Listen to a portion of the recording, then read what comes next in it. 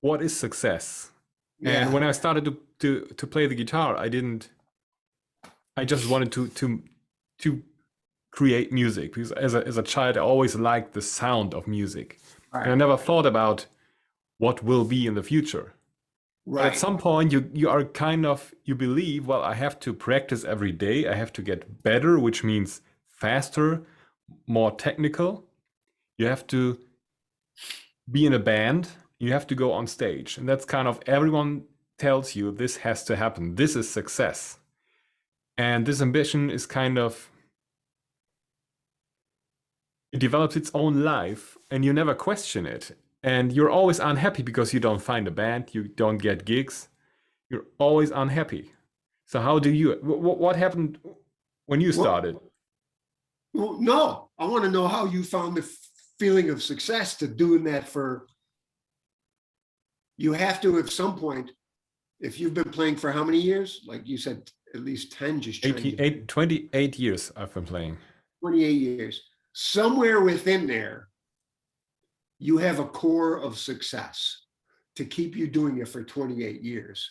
It's, you're not going to chase the same woman and ask her out for coffee for 28 years, right? Well, I might, but that's pathological. I mean, you get in trouble for that. I found out. But what's kept you going for 28 years? um, I found out, I think 6, 7 years in, that being in a band isn't fun. And then I just kept playing because that's what I did. It was my hobby. So when I was bored, I would either play video games or play the guitar. And it took me a total of about 20 years to find out that, wait, I don't want to play in a band. I want to write songs. Right. And then another 2 or 3 years to find out I don't care about the guitar. It's just a tool. I could practice and I did this. I was really good as a guitarist. I practiced every day for hours, Yep. but I didn't really care because I wanted to write songs and complete and finish songs. That's why I started to sing. I didn't sing well, I started to sing when I was 33, I think, and learned to sing and develop my voice. And so it took me 20 years of misery, kind of Yeah. misery, being unhappy as a musician, to realize that, well, the ambition is all wrong. I just want to sit in my room and write songs and use the guitar to embellish those words. And of course, practice so I can play the more intricate stuff, but I don't really care about the guitar. Not the wood, not the strings, not anything. I just want to write these songs. And I think many people would be living a much happier life if they would just stop chasing bands and gigs and think, why did I start in the first place? Right. And yeah, and find what you enjoy with that and keep going, because you have to, you know, and keep that going. And it's worked out good for you. But it, again, it's like within the whole world, it's like, how do you go from your internal self and just take, I think that's what real good artists or whatever, they have that internal self that when they're doing that, they shine. You know what that is, charisma. You've watched movies with Brad Pitt. I watched a movie with him the other day and I said, the guy's got it, just the way he moves Mm, in his face and his eyes. There's something there, right? And I think he would have that.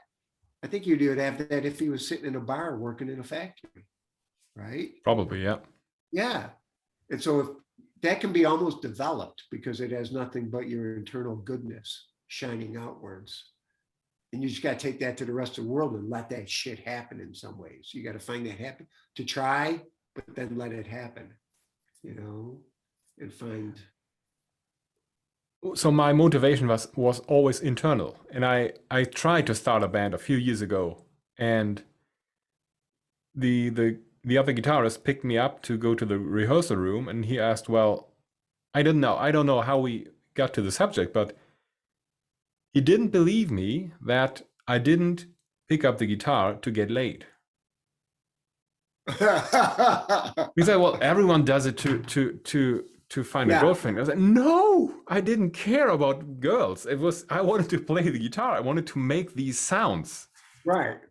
But yeah, no, everyone does it just to get laid. And no, I know that it works, but I don't care. Yeah. Oh, it works. I Yeah. I The got piano five is good even better. piano. Yeah. Just sit down at the piano and play one chord. And I did this. I didn't want to. It was at a birthday party. I sat down at the piano.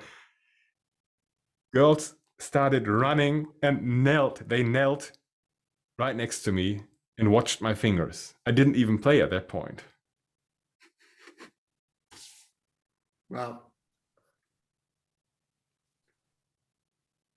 what can I say? I got to buy a keyboard. I got to buy a keyboard. But yeah, it's that. The funny thing in life, people, you can do stuff. And I think you have to accept the fact that people aren't going to believe you. And you almost got to laugh because I've dealt with that in some situations where people don't believe you. And I'm like, well, what the hell is the matter with you? And at some point I used to try to convince them, right? Because you could be telling that God's honest truth. And well, you can't convince them. He's got to say whatever. And you got to accept the fact that there's 5 billion people in the world you can't give a shit about. You can care about them as a human being, but screw them in every other case. I've dealt with that a few times, although I do need to learn the piano. So yeah, I never considered that. You like the sound.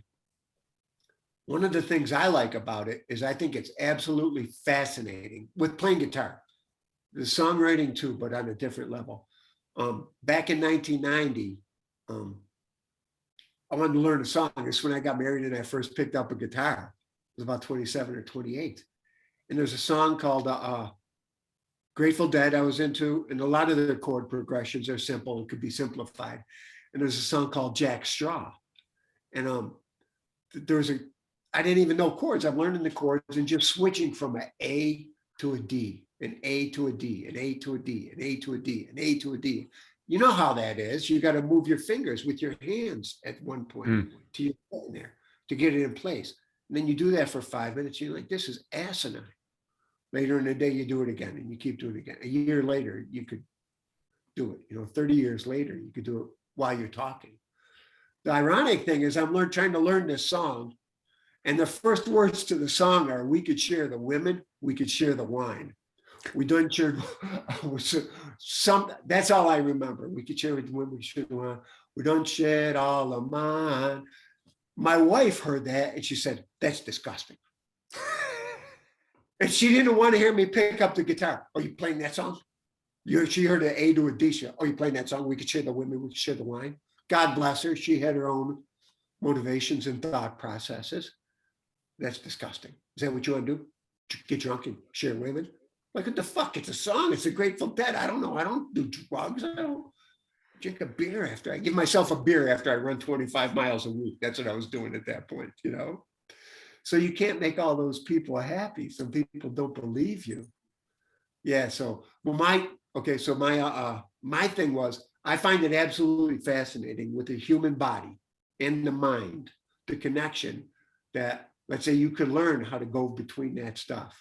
Or you could take a bluegrass song where you're flat picking it, and any song, or the Stradivarius song, Forever, and you work on that and work on that, and slowly, eventually, you could go like this, and your hands will be doing this.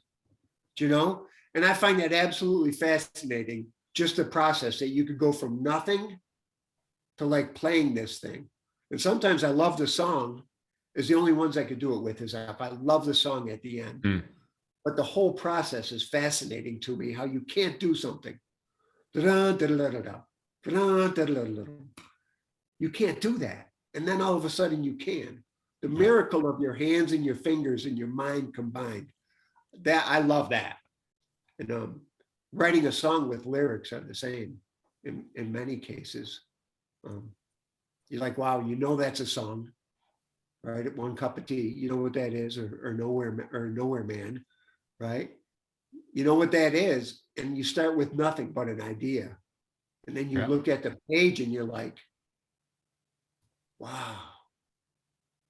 You get that wow feeling. Have you been unhappy as a musician because you didn't achieve what you were chasing?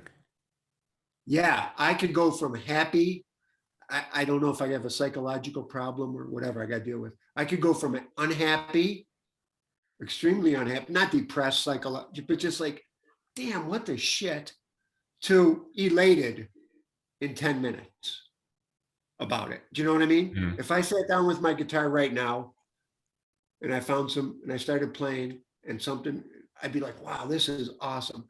I could put it down and go cut wood and maybe I would feel great and maybe I would feel terrible that, but on the whole, yeah, I do feel like, because I've been playing for 30 years and I've been writing stuff for 20 years and I've never done anything but enjoyed.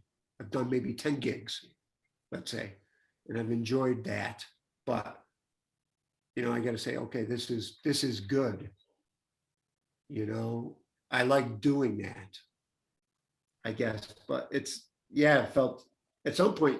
That's why you've ever talked to people who haven't played in 10 years, you reach a point where I reach a point, and I think some other people do, where it's almost, because you have to practice more, you have to write more, you have to do more.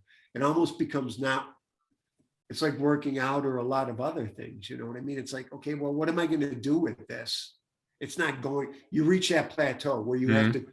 take that leap. Like for me right now, just for like you have to take that leap. Okay, what is it, May 10th, right? You have to take that leap and say, by June 10th, I'm going to have a gig lined up, right? And you have to move forward with that. Yeah. Person has to move forward. That has to be done, I think, is in the human condition again, or else you're going to stagnate, or else you're going to keep going back around. Then the frustration becomes bigger and the joy becomes less because you still have that feeling of frustration. So I've wrestled with that. And I guess that's what it is. And the funny thing is, years ago, again, I love going to guitar shops. I played a bourgeois guitar in a sound room at a guitar shop. And they must have microphones in there to hear what you're doing. Because I played a song, I played on Norwegian Wood, a fingerstyle version of Norwegian Wood. And the guy's like, wow, my battery's going dead again. The guy says, wow, that was great. I says, oh, do you play? He goes, I gave it up because I had 3 hours of warm-ups. And after that, it would take all my day. What am I going to do? Like, what the shit, If everyone would always be changing the world would be in chaos. Yes. So you have to live to your full potential. And if Elon Musk brings us to Mars, good for him. Yeah. I'm not gonna be that, and I'm not going to Mars. It's okay for me. I'm writing songs, and maybe I will touch 1,000 people who say, well, that was 5 minutes well spent. Yeah. Great. That's good enough for me. Right. Yeah. The 5 minutes. It's a weird thing. And again, this shit's so deep. 5 minutes of time is a man-made construct. How happy you can be, how long a life is. You know what I mean? What you're meant to do in that time, or whatever. If you train for 30 years to play one show and one person cries and they say that was awesome, that could be as good as being the president of the United States or being a Miley Cyrus or whoever the hell there is that's touched 1 million people. That's if that's your thing.